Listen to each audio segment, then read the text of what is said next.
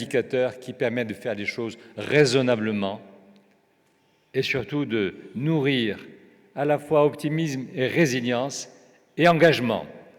Rien n'est plus précieux que la mesure objective scientifique, académique des choses pour aller le plus loin possible sur ces mêmes causes. Donc moi je sais, en tant que Marocain, je sais où en était la femme il y a 20 ans, il y a 30 ans, il y a 40 ans et même plus haut. Je sais aussi les pages de modernité sociale que la femme a écrites et construites dans mon pays il y a des siècles. Et je sais aussi les périodes régressives, difficiles, d'exclusion, d'injustice que mon pays a connues. Moi, sur ce thème-là, comme sur tous les autres, je ne laisse jamais personne me dire mes propres échecs ou ceux de ma société. J'ai suffisamment confiance dans le livre d'histoire qui est le mien, qui est profondément enraciné dans des millénaires de sédimentation de toutes les civilisations qui ont forgé la société marocaine d'aujourd'hui. Et ce livre d'histoire très épais, il y a des pages heureuses, il y a des pages blanches et il y a des pages noires. Moi, je les assume toutes. Et pour aller de l'avant, je les prends toutes en compte. Et je dis mes échecs ou je dis les périodes qui ont été celles de la tragédie et qui ont existé. Je voudrais dire aussi que, comme pour les femmes, le choix qu'a fait le Maroc, sous l'impulsion de nos rois, c'était vrai du temps de Sa Majesté le roi Mohamed V, quand il a été le seul, à ma connaissance, en terre d'islam, mais aussi plus loin, et pas seulement. Au moment où la France était au Maroc, dans le cadre du protectorat, ou dans le temps qui était celui du protectorat, le roi Mohamed V a refusé que les lois scélérates du gouvernement de Vichy à l'époque en France soient appliquées à la communauté juive au Maroc. Et c'était aussi en terre d'islam, c'était aussi en terre arabo-berbère, en terre arabe, que ce signal d'humanité a été donné. Et c'est aussi ici que des milliers de familles juives européennes ont trouvé asile. Et c'est ici aussi, j'ai le bonheur d'être avec vous aujourd'hui, peut-être que je ne l'aurais pas été si Sa Majesté le roi Mohamed V, à l'époque, avait refusé, avait rejeté, s'était opposé à l'application des lois scélérates du nazisme et du gouvernement de Vichy à l'époque. Et on ne le sait pas assez. On ne le sait pas assez. C'est de terre d'islam, au Maroc et ailleurs, que ces signaux de solidarité, de lumière, quand le monde était dans l'obscurité, que c'est d'ici que sont partis ces signaux.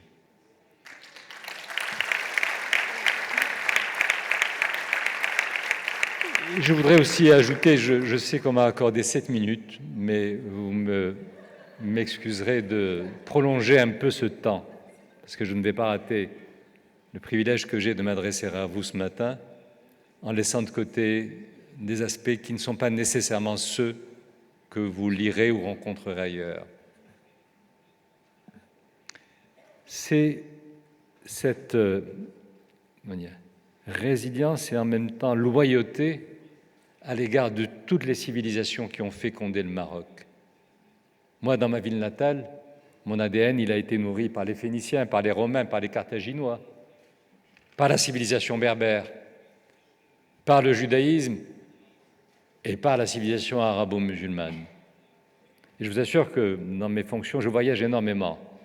Mais j'ai toujours un peu pas de peine, mais de commisération et de solidarité avec mes interlocuteurs quand je suis en Norvège ou en Suède, en Allemagne ou même en France, quand je me présente et que je dis que je suis l'addition de toutes ces civilisations et que malheureusement mon interlocuteur, lui, ne peut pas faire le même exercice. Je me dis à la fin du match, on sait qui va pouvoir peut-être prendre l'avantage.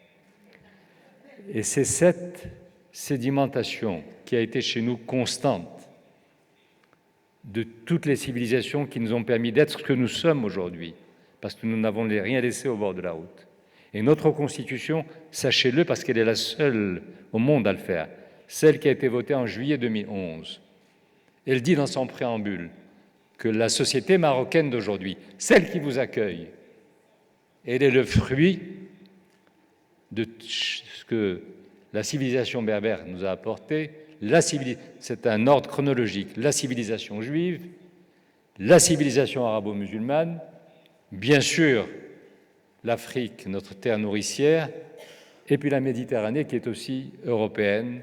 Et nous sommes, notre logiciel ignore la soustraction. Et il privilégie l'addition.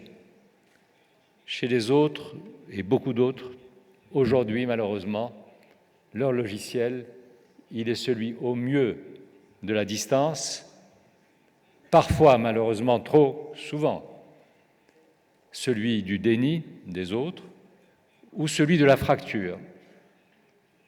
Donc vous voyez, nous Marocains, nous partons à la conquête, Nawal vous l'a dit tout à l'heure, de tous les records. Mais nous le faisons en nous nourrissant encore une fois de ce que notre mémoire, notre histoire, nos traditions, notre diversité nous apportent.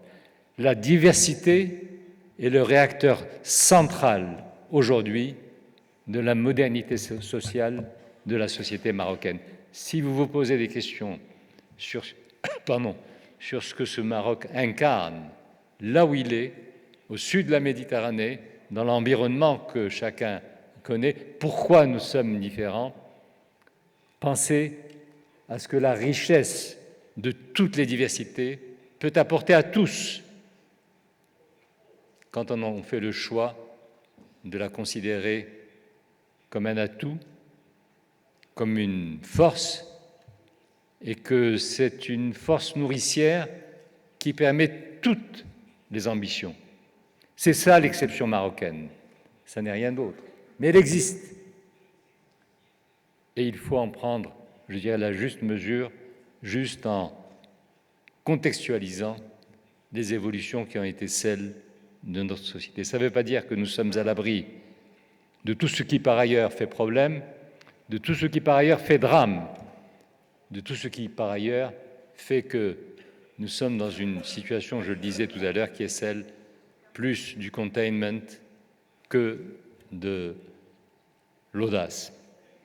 Voilà, mesdames et messieurs, ce que je voulais vous dire. C'est peut-être loin du sujet qui vous était proposé, du thème central, mais comme j'ai le privilège, pas le privilège, j'ai le défaut et la faiblesse d'être arrivé en retard. Je venais de loin, mais je tenais à être là. Et que d'autres personnes sont beaucoup plus expertes que moi dans l'exercice et la rhétorique du genre, parce que aussi, si je vous avais dit le discours convenu que je dis très souvent quand il s'agit de parler de ce que mon pays a su construire pour ce qui pas sur le plan de ses performances économiques, voilà, je n'aurais pas eu suffisamment de temps pour vous dire ce qui est au plus profond de mes convictions, ce qui est au plus profond de ma fierté de citoyen marocain aujourd'hui et de cette réalité que nous incarnons chacune et chacun d'entre nous et que moi j'ai toujours, ou souvent en tout cas, l'immodestie d'appeler la boussole marocaine dans cet univers qui a un peu perdu la bonne route quand il s'agit encore une fois de faire de toutes nos différences une richesse, une force et un atout. Donc faites confiance au Maroc parce que nous, on l'a compris depuis longtemps et plus les autres s'en éloigneront, plus nous serons créatifs, déterminés, militants et engagés pour que cette raison revienne et soit le plus largement partagée par tous.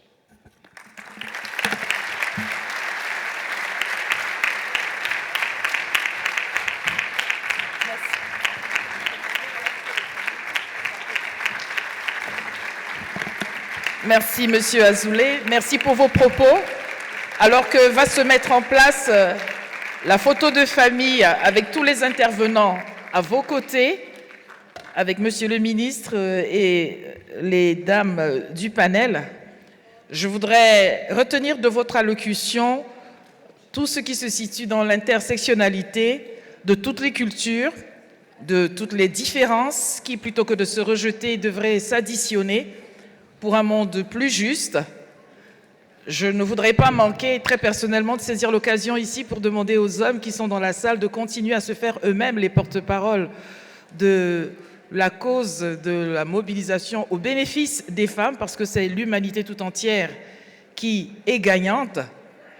Toutes sortes de discriminations non fondées, car l'injustice sociale est une imposture, toute forme de discrimination, de rejet en l'endroit des femmes, ne peut être portée que par la parole des hommes, puisque la parole des hommes a du crédit dans l'espace public, pour un peu qu'un homme dise à un autre homme « Man, stop ta violence, alors le monde sera meilleur ». Merci à vous.